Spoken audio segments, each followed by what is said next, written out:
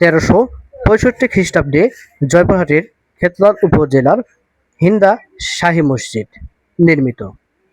তো আজকে আপনাদের এই হিন্দা শাহী মসজিদের বিস্তারিত ভিডিও নিয়ে আমি কামরুল হাসান মিলন থাকছি। চলেন বিস্তারিত ভিডিওটা দেখে আসি। 23 আগস্ট রোজ রবিবার উপলক্ষ করে আজকে হিন্দা শাহী মসজিদে ওরস মোবারক অনুষ্ঠিত হয়। দূর দূরান্ত থেকে মানুষ ছুটে আসে এই হিন্দা শাহী মসজিদে। বিভিন্ন অনুষ্ঠানের মধ্য দিয়ে, খাওয়া দাওয়ার মধ্য দিয়ে এই অনুষ্ঠানটি উদযাপিত হয়।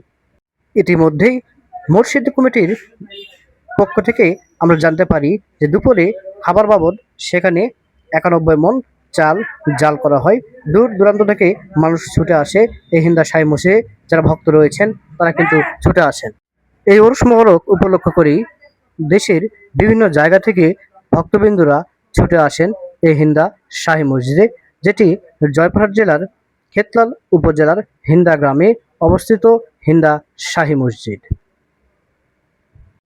এই ওরস মোবারক উপলক্ষ করে সেখানে কিন্তু খাওয়া দাওয়া এবং গান বাজনার আয়োজন করা হয়।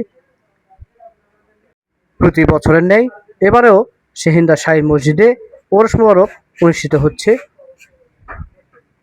এই ওরস মোবারক উপলক্ষ করেই হাজার হাজার ভক্তগণ আসছে আজকে সে হিন্দা শাহী মসজিদে। দেখতে পাচ্ছেন এখানে কিন্তু খাবারের ব্যবস্থা করা হয়েছে। তার সাথে এই 1365 খ্রিস্টাব্দে নির্মিত এই হিন্দা শাহী মসজিদটি দেখার উদ্দেশ্যে বিভিন্ন জায়গা থেকে মানুষ কিন্তু ছুটে আসে। ধরতে গেলে জয়পুরহাট জেলার সবচেয়ে ঐতিহাসিক এবং ঐতিহ্যবাহী একটি মসজিদ হিসাবে